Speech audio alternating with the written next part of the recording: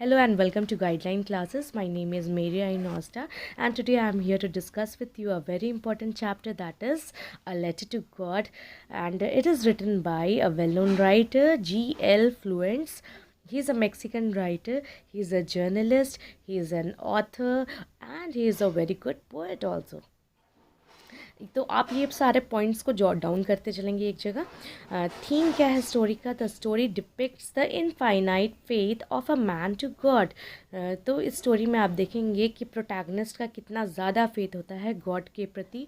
और काश आप लास्ट में आप जब स्टोरी पढ़ लेंगे, समझ जाएंगे, तो आपको थोड़ी सी हंसी भी आएगी और आपको बिल्कुल ऑपोजिट सा भी फील होगा। क्यों? क्योंकि ये जो पूरी स्टोरी है ये आयरॉनिकल है। ये एक लिटरेरी फिगर होता है जिसको G.L. फ्लुएंस ने इस स्टोरी में बहुत अच्छे तरीके से यूज़ किया है।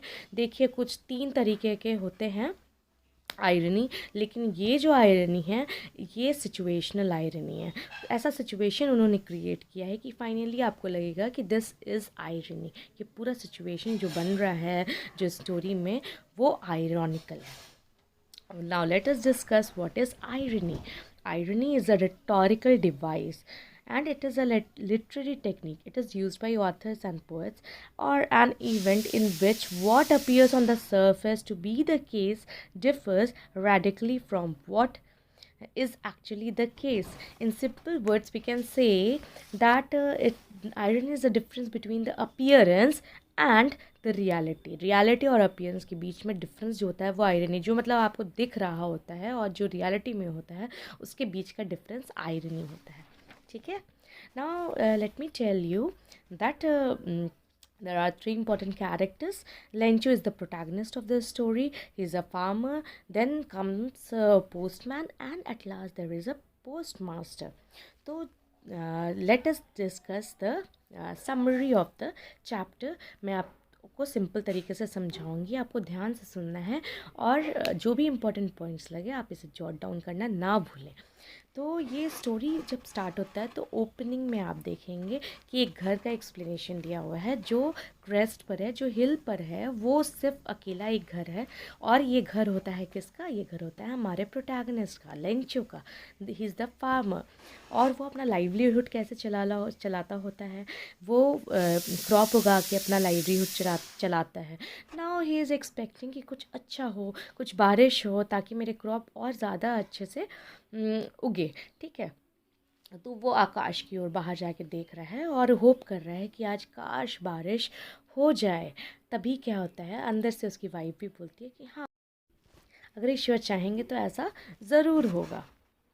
तभी वो अंदर खाना खाने के लिए जाता है। अचानक से आंधी आ जाती है, बहुत ज़ोरों की विंड बहने लगती है और उसका पूरा क्रॉप जो फील्ड में होता है स्प्रे करने लगता है। और तभी धीरे धीरे करते करते क्या होता है, ओले की बारिश होने लगती है, हेलस्टोन्स गिरने लगते हैं। तो हेलस्टोन का मतलब है यहाँ पे ओले। ठीक है। ओलों की बारिश होने लगती है। Now you will get a word frozen pearls. Frozen pearls का मतलब है, पर्ल्स का मतलब तो आप लोग जानते हैं मोती, लेकिन इसको फ्रोज़न क्यों कहा गया है? क्योंकि यहाँ पे आप देख सकते हैं कि Lencho is not happy but the children over there are very happy. They are very happy. Amusing लग रहा है ये उन्हें, बहुत अच्छा लग रहा है, मज़ा आ रहा है उन्हें। लेकिन on the other hand Lencho is unhappy क्योंकि उसका सारा क्रॉप बर्बाद हो रहा है।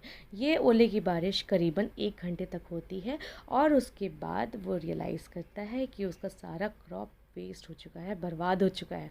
Now what he will do? वो तो हताश हो चुका है, वो तकलीफ़ में है। नाउ यहाँ पे आपको स्टोरी का जो टाइटल है वो दिखेगा। Now he takes out a paper and a pen. वो इतना पढ़ा लिखा था, वो फार्मर तो था ही लेकिन इतना पढ़ा लिखा था कि वो अपनी बातों को लिख सकता था। तो वो लिखता है किसको? लेटर गॉड को। उसका इतना ज़्यादा फेथ होता है कि वो ईश्वर को लेटर लिखता है। लेकिन ऑन द अदर हैंड देखिए आप कि क्या आप लेटर लिख सकते हैं गॉड को? नहीं लिख सकते। हमारे साथ कितना भी बड़ा से बड़ा सिचुएशन हो जाए, लेकिन ये चीज़ हम लोग नहीं कर सकते। तो यहाँ पे भी आयरनी है। तो उसके बाद क्या होता है कि वो लेटर लिखता है, लेटर में लिखता है कि I need 100 pesos. What is पेसोज?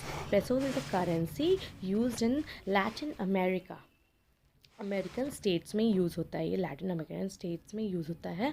तो वो बोलता है मुझे 100 पेसोज की ज़रूरत है, तो गॉड मुझे 100 पेसोज आप दे दीजिए। तो वो जाके इसको पोस्ट करता है। तो अब तो सीन आप लोगों ने देखा कि उसके घर का है, फील्ड का है। अब scene will shift to the post office. तो पोस्ट ऑफिस में जब पोस्टमैन निकालता है तो उसे बहुत हंसी आती है कि ये कैसा एड्रेस है, ये गॉड को किसने लिखा है letter.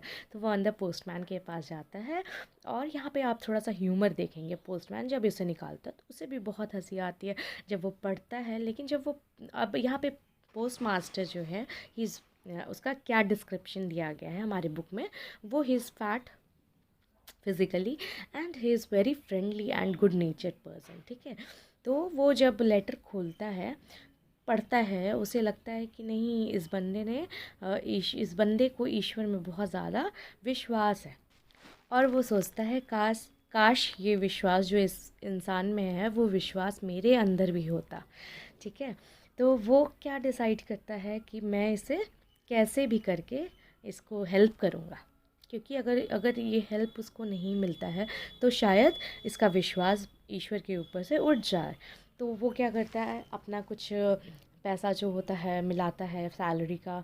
Then he ask for two other employ also too, तो उसको हेल्प करने के लिए बोलता है। तो बाकी एम्प्लॉयज़ भी उन्हें हेल्प करते हैं, लेकिन वो 100 पेसोज इकट्ठे नहीं कर पाते हैं, और वो 70 पेसो उसमें डाल के वापस उसको ये कर देता है, पोस्ट कर देता है।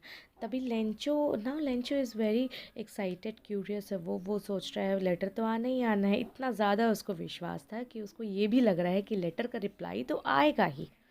तो वो जाता है पोस्ट ऑफिस और खोजता है लेटर। तो अपना कलेक्ट करता है और देखता है, जब खोलता है उसको तो उसमें देखता है कि उसका सिर्फ 70 पेसोज ही है। तो उसको थोड़ा सा फिर से निराशा हो जाती है, गुस्सा भी आता है, और वो तुरंत पेन और पेपर लेता है और वहीं पे लिखना शुरू कर देता है। बोलता है कि मुझे तो 100 पेसोज नहीं मिले, बाकी के 30 पेसोज कहाँ पे गए भगवान। तो प्लीज़ आप इसे मुझे जल्द से जल्द भेज दीजिए। और प्लीज़, और एक और बात बहुत इंपॉर्टेंट मेंशन करता है कि ये आप यहाँ पे आप आयरनी फिर देखेंगे कि ये आप पोस्ट के थ्रू मत कीजिएगा, ये मेल के थ्रू मत कीजिएगा, ये आप मुझे कोई और ज़रिए से कीजिएगा। तो यहाँ पे आप देखेंगे कि जिन लोगों ने इन्हें हेल्प करने का सोचा, हेल्प किया, उसी को ये गलत ठहरा रहा है, क्योंकि ये नहीं जानता है। इतना करप्शन बढ़ चुका है एक्चुअली ना, कि हम लोग जो अच्छे इंसान होते हैं उन पर भी भरोसा करना आजकल के ज़माने में मुश्किल हो चुका है। तो यहाँ पे ये लेटर में आप आयरनी फाइनली फाइंड आउट करेंगे। ठीक है। तो हम लोगों ने ये पूरा कहानी में क्या क्या समझा, क्या क्या सीखा, एक बार जल्दी से फिर से समराइज़ करती हूँ मैं। तो सबसे पहले इसका जो मेन हम लोग के जो ऑथर हैं वो है G.L. Fuentes. He is a Mexican writer and he is a journalist as well as poet and he is an author. ठीक है।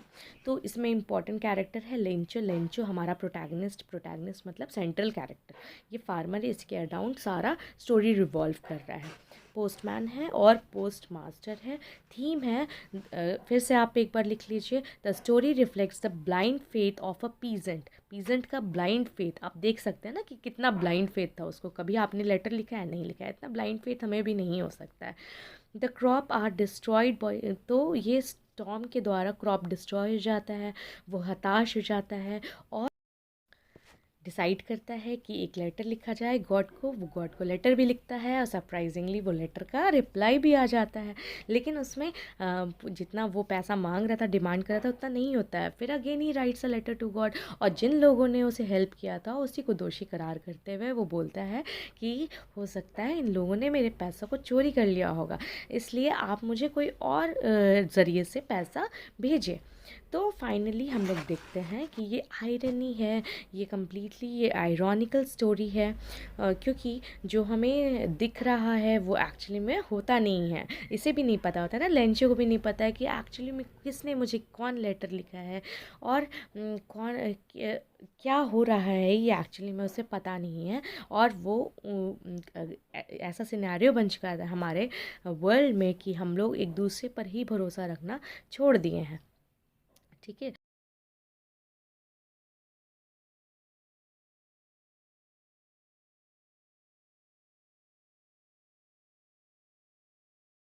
Thank you so much and have a nice day. और आप लोग इसको please jot down करते चलिए and please don't forget to right.